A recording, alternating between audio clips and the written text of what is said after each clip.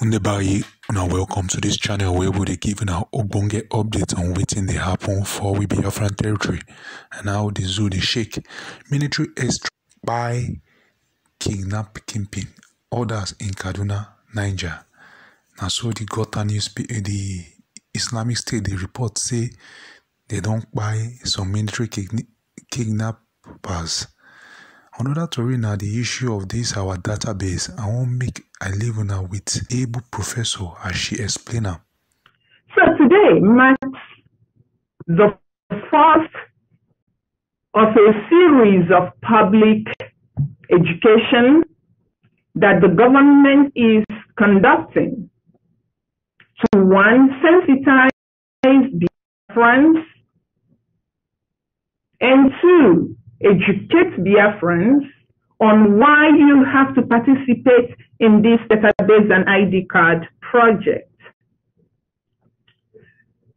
So without talking too much, let's get to why we are here.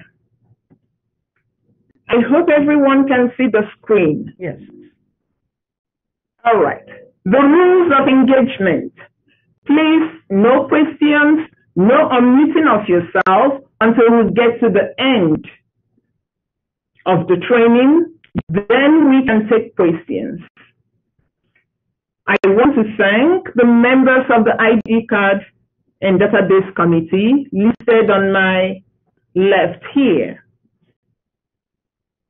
So today you are here for what we call the United States of Biafra Database and ID Card Registration Citizens Education Part 1.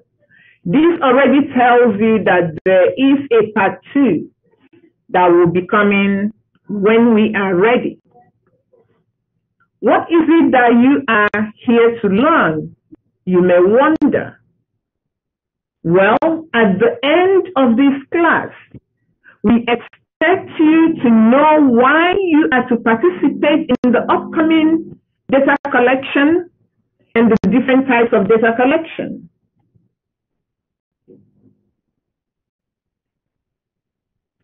Why is that important? Of course, it is important because when someone would ask you, maybe non-believers may ask you, why do you have to participate in data collection? You should be able to explain to them. What are the different types of data collection categories? Right now we have 4 different categories. We have the type A that we call the regular application, and this comes with Biafra ID card. We have type B that we call the special status application, also applies to Biafra ID card. Type C is for people that are serving the Biafra government. And we have type D, where people register their information as a Biafran. In other words, this type D is for almost everybody that is a Biafran. We will also discuss the eligibility criteria for you to participate in one or the other type of data collection. We'll talk about the required documents, and some of these documents at the end of this class, it might be really important for you to go out and start organizing your documents, putting them together so that as soon as the link is out, you will have a successful registration. Some of you may be wondering, but why should I participate in this data collection project? Aside from what I used as my preamble, let's go down the list of some of the reasons why you must participate. We are not listing everything because you as a citizen would also have your own reasons.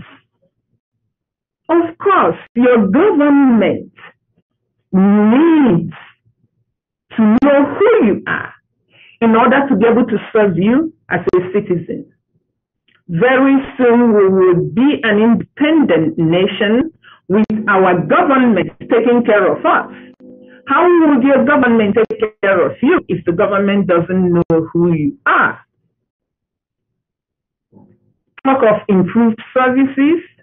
How would the government know that you need electricity, for example, if they don't know who you are? Targeted policies. For example, if you hail from a community that has gully erosion, well, the government would not know if the government doesn't know you to target certain policies toward you. Purification of water, provision of drainage systems, different types of systems. The government must know who you are in order to give you a targeted service. Public health planning.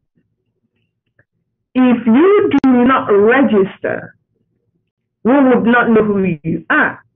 For example, if you are from a community that is about 50,000 people, and you listening to me now refuses to evangelize to your community, to participate, and out of the 50,000, only 5,000 people will register, then the government may give you a small health center that can accommodate 5,000 people without knowing that there are 50,000 people. This is why you must participate. Infrastructure, urban planning. Same thing. In a town of 100,000 people, the government may need to build a two-story building of public library. But if you do not register, and the government looks at the database and says, oh, well, there are only 10,000 people, well, then they give you a one-room public library. This is why you must participate. Public safety. Same thing. If we say that every 1,000 Biafran needs one police officer, and your town is 10,000, that means you need 10 police officers. If you refuse to evangelize, if you refuse to participate in this data collection, and you get only 2,000 from your community, you get only 2 police officers. You must participate. Emergency response. We cannot respond to you in terms of erosion, in terms of flood, in terms of other natural disasters, fire, if we don't know that you exist. So you must participate. Social and economic planning, the same thing. If the government needs to budget money for children that are below a certain economic level in terms of poverty, without knowing that you exist, you cannot be served. Oh my God, border control. We don't even need to tell you that today the borders of Nigeria are porous. Nobody knows who comes in and who goes out. If your government doesn't know you, you will become a foreigner in your own land. Because when we look at the database and you're not there, become a foreigner. So we need data to control the border. As you are controlling the border, you are controlling not just human beings, but you are also controlling illegal substances, you are controlling different types of trade, you are controlling the transmission of diseases.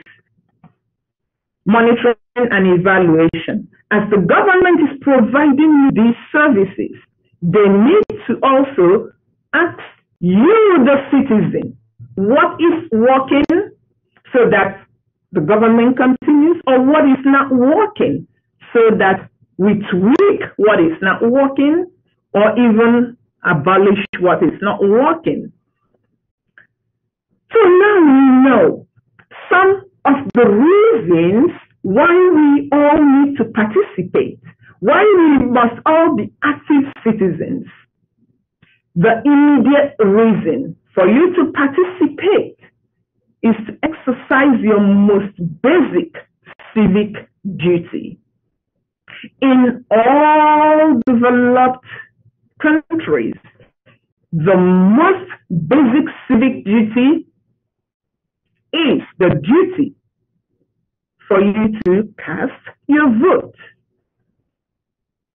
So you need to participate in the upcoming self-referendum that the government of the United States of Biafra will be conducting. You've all heard our Prime Minister talk about that.